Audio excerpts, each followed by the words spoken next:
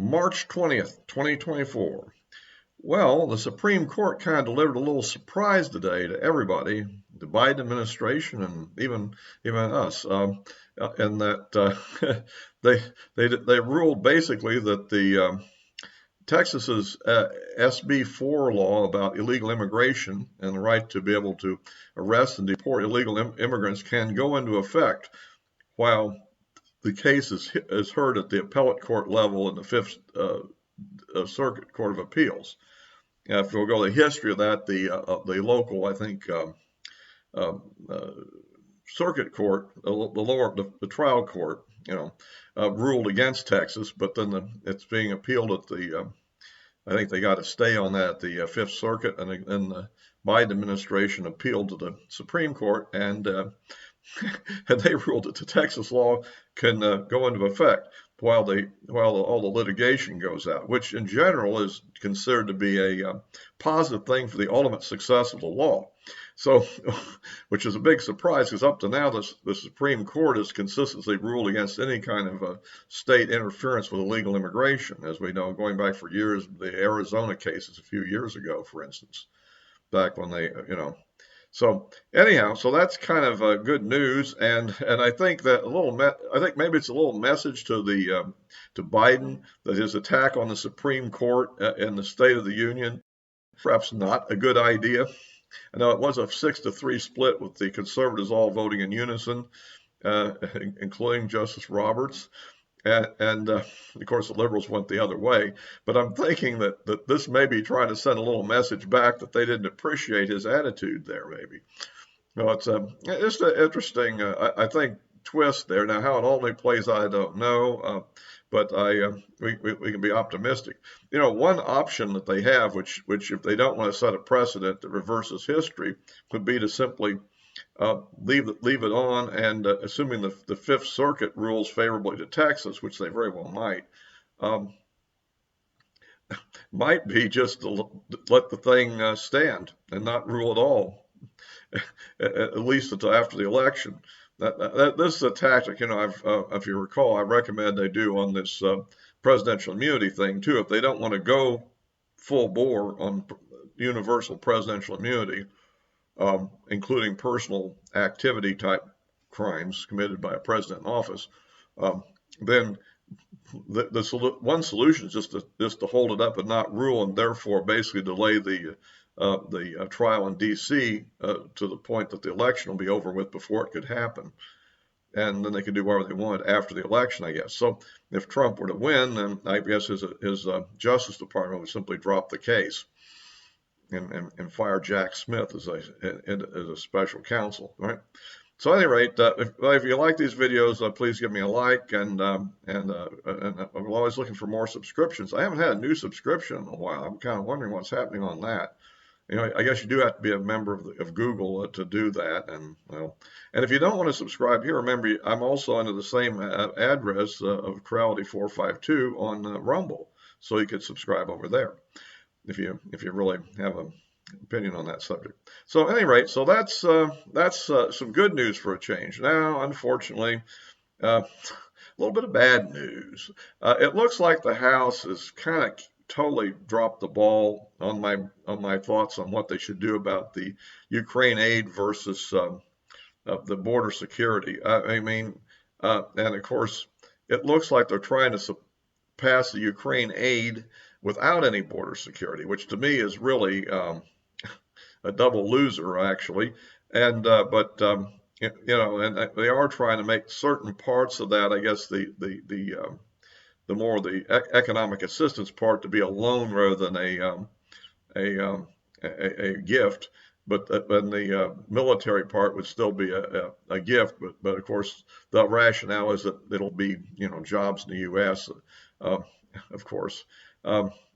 My own opinion is military production. Remember, half of this, like $20 billion of it, actually is really to replenish stocks of things we've already shipped to Ukraine, so that we can, build back our own capability. The other part would be going to Ukraine over a period of time. I guess some of it would be short term and to try to bail them out of their current situation. Of course, I'm not big on perpetuating the war in Ukraine anyhow, but I was trying to figure out how we could somehow make the Senate pass meaningful border laws that could have to go through the filibuster process. That is to say, to get a 60 vote margin. And I don't know how you get it, even if you win the election. We're not going to have 60 senators that are Republicans, I don't think. Hopefully, we actually control the Senate and hopefully have a nice little margin, but you know how that goes. But the House is so screwed up. I mean, Buck resigning, and I mean, these people don't seem to have any sense of responsibility for the country and the situation it's in and the threats we face from the Biden administration and these Democrats. They just seem to totally have their nose up. Well, at any rate, I don't go off on a rant here, but I have some strong feelings about it. And if anybody follows some of my commentary with a certain individual on X, I think you can kind of see where I'm going on that if you follow me there. I think you know, I mean, the space invader guy. Yeah, that guy. Really strong conservative, but he's not going to support Trump because he's willing to let Biden be in for 4 years. I mean, does he have any idea what that means, really? I don't know. Anyway, well, he's a good guy otherwise, I think. It's just, oh well. On the other big issue, of course, is the $454 billion bond that Trump needs to post, and can't find the bond companies can't come up with that much money. And so I don't know. They're planning to start seizing some of his properties next week, unless he can get some court to block it. He's appealing to the next level appellate court to, I guess, either reduce the bond or give him a delay or a stay on it or something like that. So we hope that happens. I suppose after that he'll appeal to the highest court in New York, and then after that he'll appeal in the federal system because I mean, to me, this law, I don't know, I've never heard anything like this before. It's a real catch-22 law. Basically, the more asinine the judgment, the more you have to come, harder it will be to actually place an appeal. I mean, it's one thing if he only had final judgment and appeals were exhausted to start liquidating his properties, but liquidating, I mean, let's say you only won, you wouldn't get them back? I mean, I don't know. I mean, would the state have to actually compensate him financially if he actually won? I guess not. I don't know. It should have to in something like this. But at any rate, that's an issue that's kind of concern right now. I did a tweet to Elon Musk on X and said, could you come up with the $454 billion as a loan? I mean, after all, maybe he'd have a lot of influence on Trump after that if he did it, huh? Or some other rich person. And actually, all he'd have to do would be just to put the appropriate amount of stock in a brokerage street name, and then simply pull out the money using a margin account. He could pull out 50% of the value and get the money that way at pretty decent margin interest rates, and then once it was settled, assuming Trump would only win or get that greatly reduced, then Trump would have to pay it back. Of course, they get the bond back, and of course there is a risk if Trump really only lost and had to pay it, then he wouldn't have the money maybe, and well, that's why the insurance companies are a little bit. I don't know what's going to happen. They know they have a corrupt system there, at least at the trial court level in New York. So that's that. And okay, the other thing I want to make a comment on while I'm still going through all this is the election in Russia is now over, and Putin won with something like 87% of the vote, with I think 73% turnout, something like that. And I think that and the nearest candidate was the communist. Putin is not a communist, by the way. He gave that up when he resigned from the KGB years ago, and basically the communists got 4% of the vote, and there's two other candidates that got something less than that, but around that level. I think they kind of split up close to equally. There was an ordering, but it was between 3 and 4%, I think. And so and all these attempts to disrupt the election and destroy a ballot box or all that stuff you heard about if you followed our media coverage, it was just a bunch of nuisance people that are probably going to go to jail for that, and I wouldn't envy their situation. Some of them were doing it apparently at the behest of the Ukrainians, so that'll be considered to be a much greater offense than just the vandalism, let's put it that way, or election interference. It would be aid and comfort to the enemy. But I think it's time for us to get wise up and understand this, that Putin is a popular figure in Russia, and maybe they're not like all grins and smiles, but given the reality of the situation, he's accepted. And it's and the reason is because things were so much worse before that. Under all leaders in memory, we're always worse one way or the other. I mean, that things were totally incompetent and dangerous and crazy during Yeltsin, and before that you had the communists, and the economy was really bad for the ordinary folk during that period. So at any rate, so again, I think he's a force to be reckoned with, and it's about time that we start negotiating. I would just watched a video by a guy from, I think, the Netherlands, who does commentary on the war, and he's all getting glum and talking about getting 2 weeks of supply and being prepared for nuclear attack or something. And I'm like, this is going too far. Now the French are talking about raising a force of 2,000 men to send into Ukraine, and apparently the Russians are saying, well, if you send them in, they're going to be our priority target. I mean, this is just insane. I mean, you're not going to stop the Russians with 2,000 men, and escalating this war is insane. What we need to do is to negotiate terms for ending it.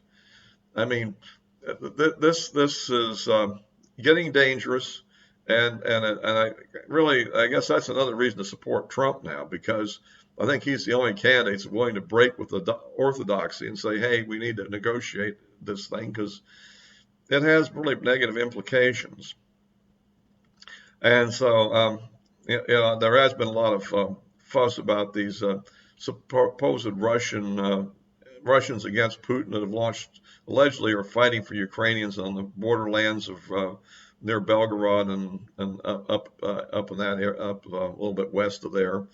And apparently moved, I don't know, a few hundred meters into the country or something like that, and took over a few buildings and done some drone attacks. And I think initially, the Russians inflicted some pretty heavy casualties on them, but maybe they've managed to hang on to a little sliver for the moment. And I don't know. I don't think that's going to really amount to much of anything. And I'm even skeptical about some of the other statements that Russia's making about they're going to set a buffer zone. I think that would take up too many. I think what they're going to do is they're probably going, if they're smart anyhow, they'll probably launch an attack behind the Ukrainian line through Kharkiv and try to roll up the part of that front, actually, which would make more sense to me than the static defense of villages. I mean, you need a quick reaction force there. But at any rate, whatever. We'll see how that pans out. But I really think that the case for negotiating an end to this is a better thing for the Ukrainians. After all, they've taken horrendous casualties, and this doesn't seem to be working out too much. I know that, but Europe seems to be getting kind of, they have all these militarists in Europe, getting ready for World War III or something, but I really tend to doubt that Russia really wants to attack NATO. I mean, if NATO would stay out of it, I don't think that they're going to get attacked because of the danger of escalation. Even at the conventional force level, there's a lot of things that would be bad for Russia if they got into a full-scale war with NATO, or even a limited one. So anyway, so that's kind of my thoughts for now. As always, I will, of course, be posting this on both Rumble and YouTube, and the addresses of my social media accounts are in the description below, so you can follow me there. I post most frequently on X on a day-to-day basis. Until next time.